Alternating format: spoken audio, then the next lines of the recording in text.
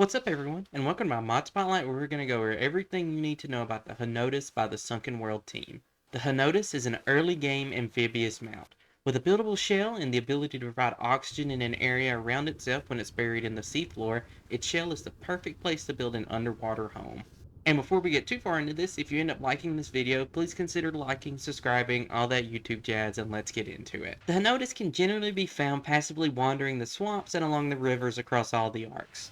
Be sure to keep your eyes out as these pancakes can often be found near the bottoms of whatever water they're in, which can make them a little hard to spot depending on the color of the water. Very befitting of its easygoing nature, the Henodus is a classic passive tame. You just need to place the food you're using to tame it on the last slot of your hotbar. It'll prefer regular kibble or kelp, which is a new resource added by this mod, but you can also use any of the regular herbivore taming items in a pinch. Then it just becomes a matter of repeatedly walking up to it and pressing E to feed it. Once you do that enough times, you'll have your very own Henodus. An important note to make is that once your Henodus is tamed, it doesn't require a saddle to ride it, meaning the only investment needed to get one up and running is just the items you need to tame it. Now, as far as attacks go, left click will perform a bite attack. This attack will allow you to harvest berries from bushes, but it also allows you to harvest underwater plants for various types of seaweed.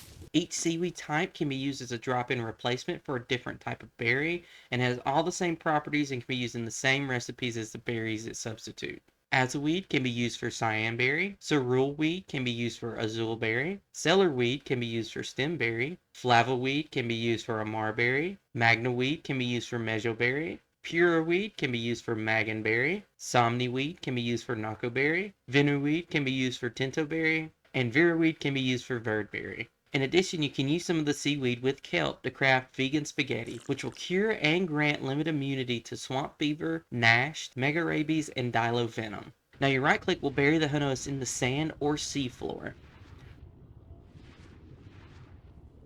While it's buried, it will take reduced damage and provide oxygen to all players and creatures nearby the Henodus.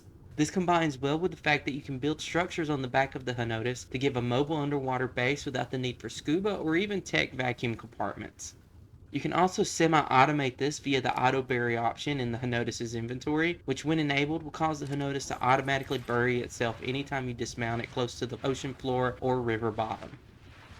And finally, when the Henodus is close to the surface of water, it becomes surface locked. This prevents it from swimming down and allows it to act as an organic raft, with the bonus of not being targeted by lead sickness. You can disable the surface lock by pressing C, which will allow it to submerge again, and you can also permanently disable surface lock via a button in its inventory. And that's going to be everything you need to know about the Henodus. Thanks for watching, and I'll see you all next time.